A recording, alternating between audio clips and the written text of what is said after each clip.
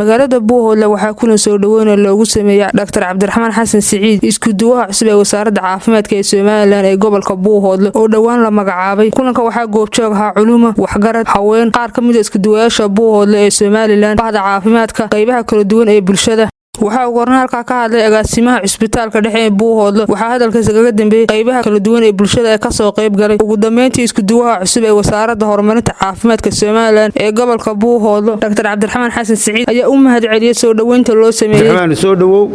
insha Allah gacmo furan baan ku wax allaale wixii horta aanu qaybahan ama dadka badankiisa aan wada joogno ee caafimaadka xagga cisbitaalka u badan. Cabdiraxmaan wax weyn baan la qabanaynaa insha Allah waana ku talagalay qaybaha kalena insha Allah waa soo dhaweynaynaa waan inii imanaynaa waynu wada tashanaynaa aanu ka codsanaa wasaaraddaaduna inay la shaqeyso waan cid baan naloo soo magacaabaa waa marka la tago wasaaradda unbaa iska daba wareeg bay bilowdaa taa waxaanu leenahay haddaanu bulshada rayidka nahay shacabkii sidaa aanu ula shaqeyno deedna ula shaqeeyo howlaha u fududeeya wasaaradda shaqaduna muhiimkeedu halkaas u yaala taas waa dardaaran wasaaradda caafimaadka kula dardaarmayo isaga kaligeena ma aha isduwayaasha jooga oo dhan baanu rabnaa in la shaqeeyo ay Soomaaliland la shaqeyso waa 10 isduway noo soo magacaabay mid quraan waxba la qaban mayso war baasha ama ha noo soo magacaabina ama wax la qabto la shaqeeya dhow deegaanka ku soo dhawow bahda caafimaadka adigoo mas'uula farxad bay noo tahay inaan kugu soo dhaweyno Cabdiraxmaan oo nin dhalinyaro ah waa nin runtii deegaanka wax ku soo bartay ku dhashay sidii horeba loo sheegay ilaa heer jaamacadeed kaga baxay Cabdiraxmaan halala shaqeeyo oo si mug iyo miisaan leh haloola shaqeeyo waxaan celinayaa isduwaha cusub oo runtii caqligiisa iyo da'diisu ay kala weyn tahay aan oran karo waa mahmaahdii sumal baraar kuma jiro haddaad garatay maadaama biyo la'aan jirto ayaamaha soo dhaweynaynaa waa kula shaqeynaa nasiibkayaga anagu inta badan adigana waa lagu sugayaa waa deegaankaagii waa dalkaagii magaaladana wax badan iyo deegaankan iyo gobolkan Buuhoodle oo xuduudiisu dheer tahay oo fog tahay oo nin dhalinyaro aqoon-yahana waxgarada sida ragiga horeeyba ay sheegeen rag kanan kara yoolka iyo hadafka aynu ka leenahay wasaaradda horumarinta caafimaadka gobolka waxaan leenahay soo dhawow waa kula shaqeynaynaa waa ku soo dhaweynaynaa si wanaagsan baynu insha Allah taala siyaasad ahaan iyo waxa weeyaan yool ahaan baynu gaari baliyo waa kugu soo dhaweynaynaa gobolkaagii qof la soo dhaweynaya ma tihid waxaad nasiib u yeelatay magaaladaadii aad ku dhalatay ee aad waxbarashada ku dhameysatay inaad noqoto shaqaale maanta loo shaqeeya gobolkiisa u shaqeeya qof meel laga keenay ma tihid deegaankaagii iyo magaaladaadii aad wax ku baratay baad u shaqeynaysaa iyo dadkaagii iyo bahdaadii caafimaadka adoo ku yimi xirfad ku yimi ilaahay xilka ku fududeeyo marka hore waa kugu soo dhaweynaynaa xafladan gacmo furan baan kugu soo dhaweynaynaa si wanaagsan sida ugu quruxda badan ee loo shaqeeyana waanu kula shaqeynaynaa jirka caafimaadka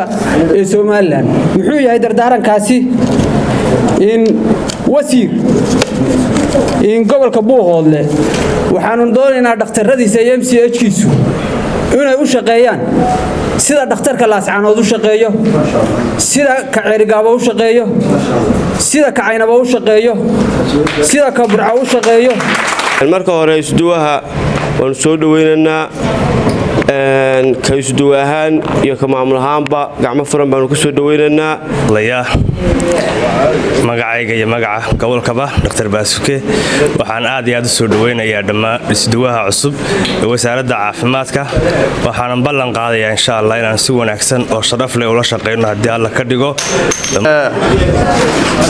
caafimaadka gobolka Buuhoodle dabshid wax qabadkiisii iyo agaasimahan cusub haddii bedekada la yiraahdo Xasan isduwaha Cabdiraxmaan Xasan labadaba kii horna waa sii dhaweynaa kana waa soo dhaweynaa alxamdulillah ma sha Allah waxaan leenahay si wacan u shaqee idinku mahadcelinayaa saad uga soo qayb gashay xafladda insha Allah inaynu midowno oo wixii hore runtii jiray ee ka jiray qaybaha kala duwan ee caafimaadka runtii aynu iska ilowno waa runtii insha Allah rajaynaya runtii waxaan u mahad celinayaa mar labaad iyo mar saddexaadba wasiirkii wasiir xasan gaafaadhi oo runtii mahadsan intuu qof mahadsan yahay gartay inaan halkan maanta idinku imaado iisoo kiin magacaabay runtii aad baan u mahad celinayaa wasiirka waad mahadsantahay baan leeyahay wasiir intaa kabacdi waxaan u mahad celinayaa xildhibaanka gobolka nuuraddiin runtii waa nin dhallinyara runtii ku deesho mudan aqoon-yahana runtii dadkuna uu isugu mid yahay xildhibaan waxaan leeyahay adna gobolka ku soo dhawow runtiina waad mahadsantahay boqolkiiba boqol bulshadana waxaan leeyahay insha allah waan la shaqayn doonaa qaybaha kala duwan ee bulshada iyo wasaaradaha runtii aan xidhiidhka leenahay haddaan wasaaradda caafimaadka nahay najaa maxamuud salaad telefishinka caalamiga CBA magaalada Buuhoodlo